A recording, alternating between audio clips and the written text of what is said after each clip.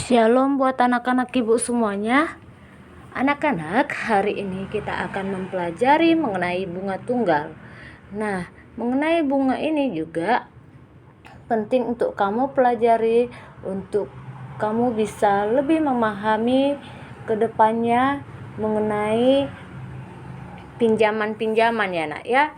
Jadi ibu harapkan anak-anak mampu memahami bunga tunggal supaya ketika ada orang tua kamu juga yang akan atau ingin meminjamkan uang ke bank atau kepada seseorang, nah kamu boleh memberitahu atau memberikan informasi mengenai keringanan bunga pada saat orang tua kamu meminjam, karena bunga ini biasanya adalah upah atau jasa uang berupa uang ya nak ya, ketika kita meminjam uang kepada seseorang.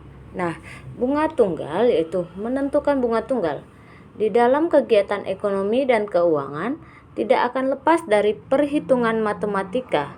Seorang pengusaha dalam menjalankan usahanya harus berurusan dengan bank. Ya, benar ya nak ya.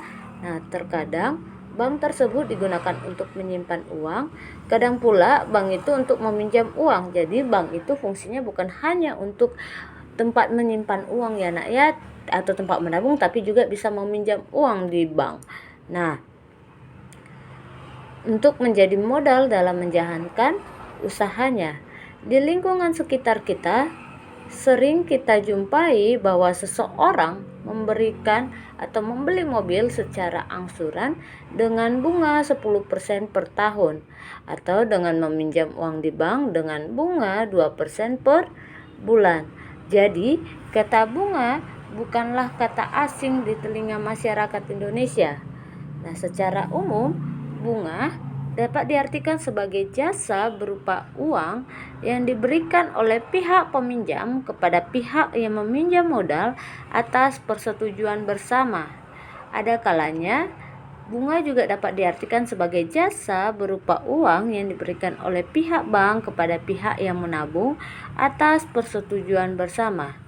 Besarnya bunga biasanya berbeda di setiap bank, sesuai dengan kebermanfaatan uang dan kesepakatan kedua belah pihak. Jadi, ketika seseorang membeli sesuatu atau meminjamkan uangnya kepada seseorang lagi, itu tidak sembarangan ya anak ya, biasanya pakai bunga, berapa banyak bunganya.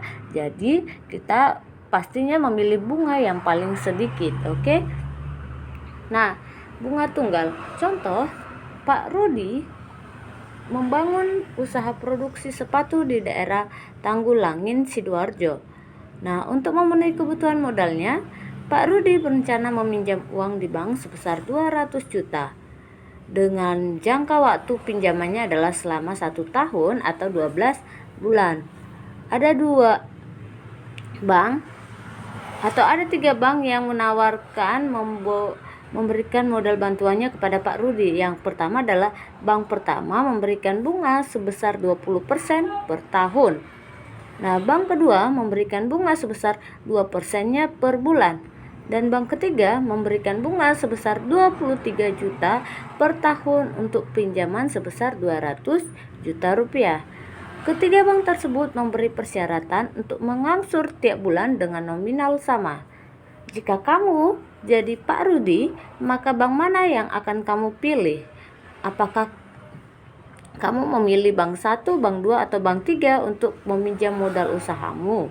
Nah, kamu boleh perhatikan penjelasan yang ibu berikan. Pada kasus tersebut, mari kita uraikan besarnya bunga yang harus kita tanggung dalam meminjam uang tersebut. Nah, bunga di bank pertama adalah 20% dalam setahun dikali dengan 200 juta yang mau akan dipinjamnya, berarti di dalam setahun bunganya adalah 40 juta rupiah di dalam setahun.